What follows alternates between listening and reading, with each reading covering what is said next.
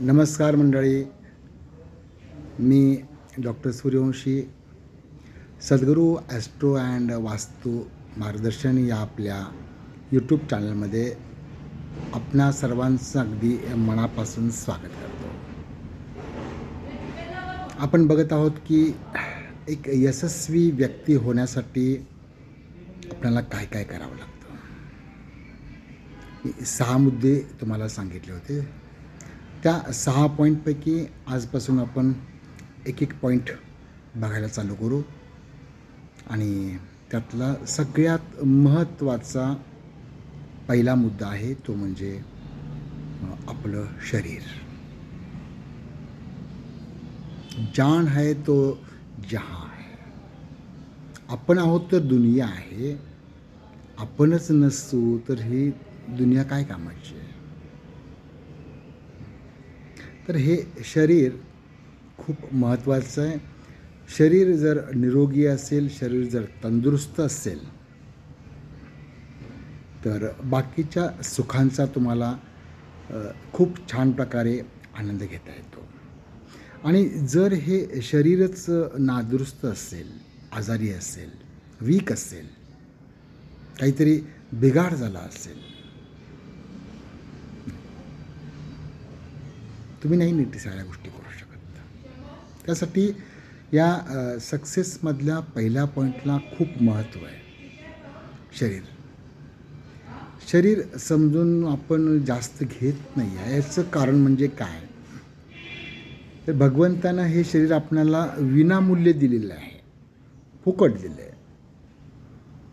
आणि बघतो आपण की जे फुकट मिळतं त्याची किंमत नाही होत खरं.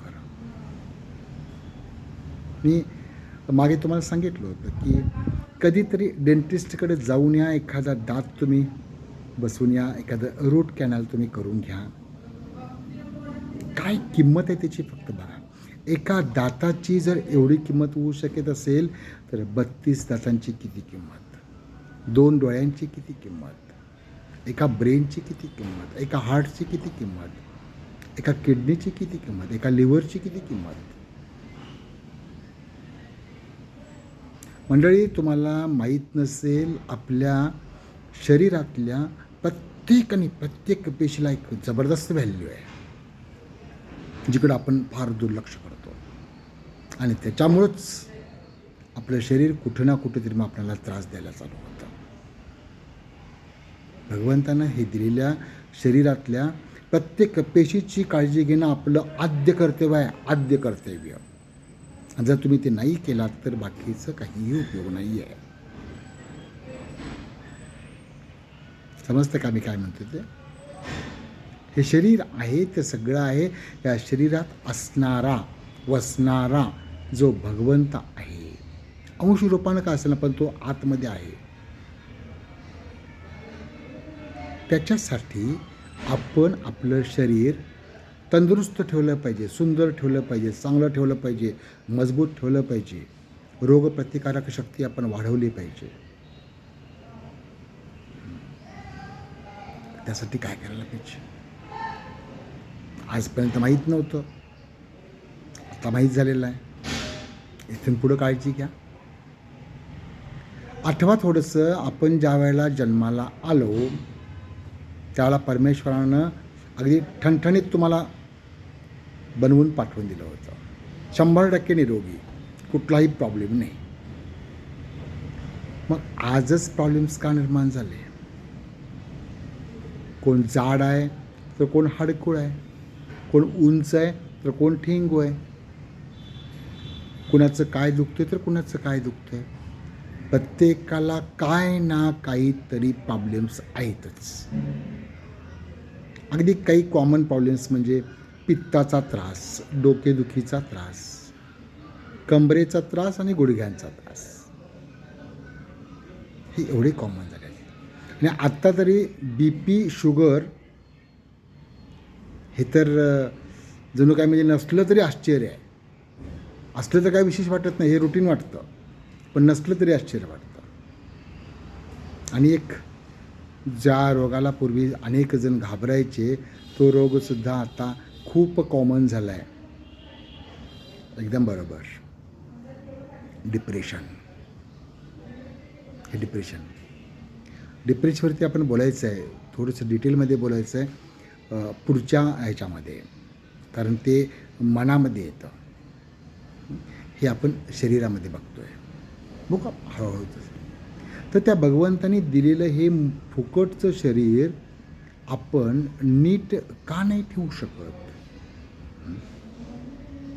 पेट्रोलची गाडी असेल तर त्याच्यामध्ये पेट्रोलच भरावं लागतं, डिझेल किंवा रॉकेल भरून नाही चालत.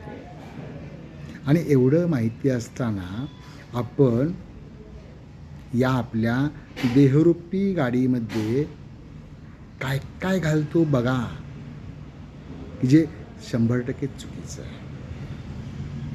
मग जर पेट्रोलच्या गाडीमध्ये डिझेल घातलं, इंजिन बिघाड होणारच आहे, किंवा रॉकेल घातलं, बिघाड होणारच आहे.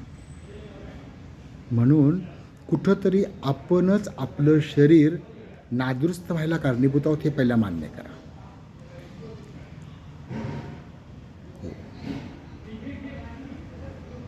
देह देवाचे मंदिर. हा देह तर देवाचं मंदिर आहे, आणि हे मंदिर आपण इतकं घाणेरडं ठेवायचं आहे, हे काय बरोबर नाही. हे शरीर आणि या शरीराचं हे द्वार आहे, हे द्वार आहे, हे द्वार आहेत. असे 9 द्वार आहेत आपणाला. हे द्वार तुमच्या घराच्या अंगणामध्ये आलेल्या पाहुण्यानं जर घाणेरडं तुम्हाला दिसलं तर ते चालेल का हो? मग या तुमच्या द्वारातून पान, मावा, तंबाखू, गुटखा, नको नको त्या गोष्टी आपण चघळत बसतो, खात बसतो, ज्याचा काहीच फायदा होत नाही, उलट तोटा होतो. आणि एवढी अक्कल असूनसुद्धा आपण ते परत परत परत परत खातो. सिगरेट ओढतो, दारू पितो, नॉनव्हेज खातो. चुकीचं आहे, हे नाही केलं पाहिजे. नाहीतर मग तुमच्या पुढे 2च ऑप्शन आहेत. एक तर तुम्ही शरीराची काळजी घ्या, नाहीतर जसं शरीर तुमचं बनेल ते ते आजार तुम्ही स्वीकारा. तिसरा ऑप्शन नाही आहे. ठीक आहे, पुढं येईल तो विषय, अजून आपण पुढचा टप्पा घेऊया. तर हे शरीर चांगलं, निरोगी आणि ठणठणीत इम्युनिटेड राहण्यासाठी काय केलं गेलं पाहिजे? तर सगळ्यात पहिल्यांदा की मी मागच्या बऱ्याचशा सगळ्या एपिसोड्समध्ये तुम्हाला सांगितलं आहे की आपण लग्नदेवता जी आहे त्या लग्नदेवतेची उपासना करणं गरजेचं आहे.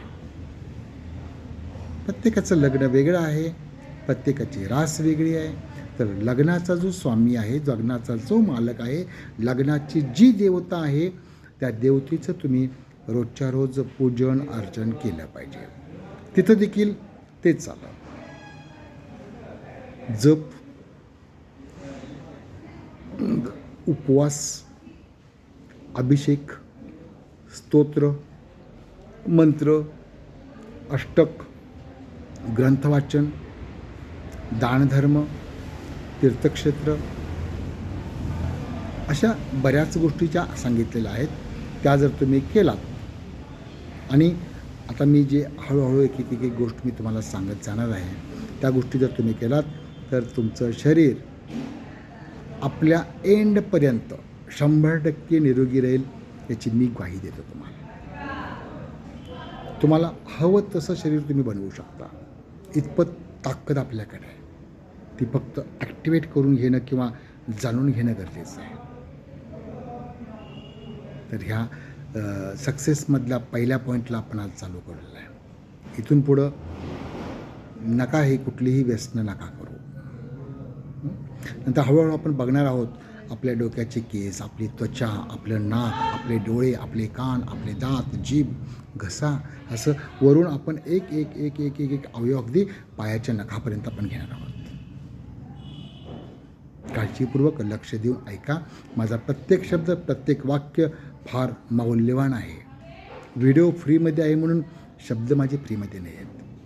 फार संशोधनानंतर फार फार फार संशोधनानंतर हे शोधून काढलेलं आहे, जे तुम्ही नशीबवान आहात की तुम्हाला ते फ्रीमध्ये मिळतं आहे. ठीक आहे, चालू करा लग्नदेवतेची उपासनाला. व्हिडिओ लाईक करा, शेअर करा, सबस्क्राईब करा. आवडला असेल नक्कीच अशी आशा करतो. आणि काही शंका असतील, काही सूचना असतील तर जरूर कॉमेंट बॉक्समध्ये द्या. यथाशक्ती यथामती मी तो सोडवण्याचा प्रयत्न करेन. ओके, धन्यवाद. बघत राहा बाकीचा पार्ट उद्या. थँक्यू.